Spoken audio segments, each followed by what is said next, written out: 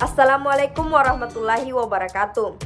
Perkenalkan, saya Eka Pramita, NPM 09105804190076. Saya dari kelas A, semester 6, jurusan Administrasi Publik, Fakultas Ilmu Sosial dan Ilmu Politik, Universitas Muhammadiyah Sidenren Rapang. Baik, pada kesempatan kali ini saya akan menjelaskan tentang mata kuliah Hukum Administrasi Negara oleh Bapak Dr. Andes Andi Uceng, MSI. Yang pertama, perlindungan hukum bagi rakyat merupakan konsep universal dalam arti dianut dan diterapkan oleh setiap negara yang mengedepankan diri sebagai negara hukum. Ada dua macam perlindungan hukum bagi rakyat, yaitu perlindungan hukum preventif dan represif. Selanjutnya, perlindungan hukum dalam bidang perdata. Kedudukan pemerintah yang serba khusus terutama karena sifat-sifat istimewa yang menempel yang tidak dimiliki oleh manusia biasa tentang dengan apakah negara dapat digugat atau tidak di depan hakim. Pemerintah dalam penyerahan memiliki kedudukan yang istimewa dibandingkan dengan rakyat biasa. Selanjutnya, perlindungan hukum dalam bidang publik. Keputusan sebagai instrumen hukum pemerintah dalam melakukan tindakan hukum sepihak dapat menjadi penyebab terjadinya langgar hukum terhadap warga negara dalam negara hukum modern. Oleh karena itu, diperlukan perlindungan hukum bagi warga negara terhadap tindakan hukum pemerintah. Dalam rangka perlindungan hukum, keberadaan asas-asas umum pemerintah yang baik memiliki peran penting hubungan dengan adanya langkah mundur pembuat undang-undang yang memberikan kewenangan untuk pemerintah untuk membuat peraturan perundang-undangan.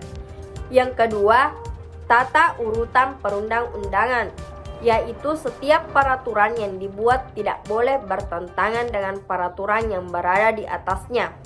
Adapun tata urutan perundang-undangan di Indonesia yaitu 1. Undang-Undang Dasar Negara Republik Indonesia tahun 1945.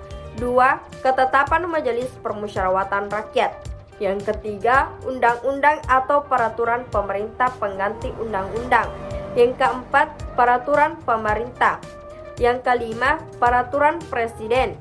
Yang keenam, peraturan daerah provinsi. Yang ketujuh, peraturan daerah kabupaten atau kota. Selanjutnya, pembuatan naskah akademik. Naskah akademik sebagai bagian yang tak terpisahkan dari sebuah pembuatan peraturan perundang-undangan. Di daerah tidak harus dibuat oleh perguruan tinggi.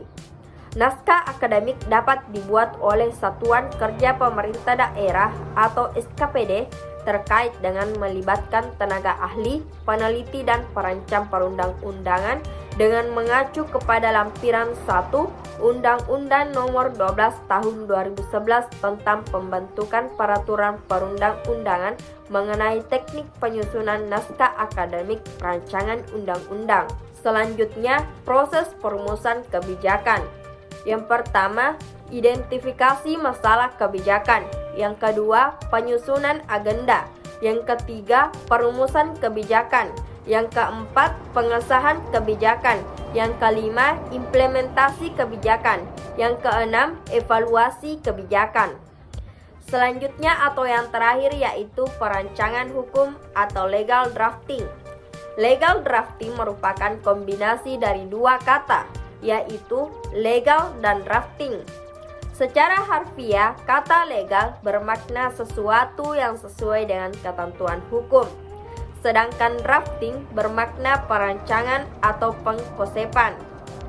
Jadi legal drafting dapat diartikan secara singkat sebagai perancangan naskah hukum atau perancangan kontrak.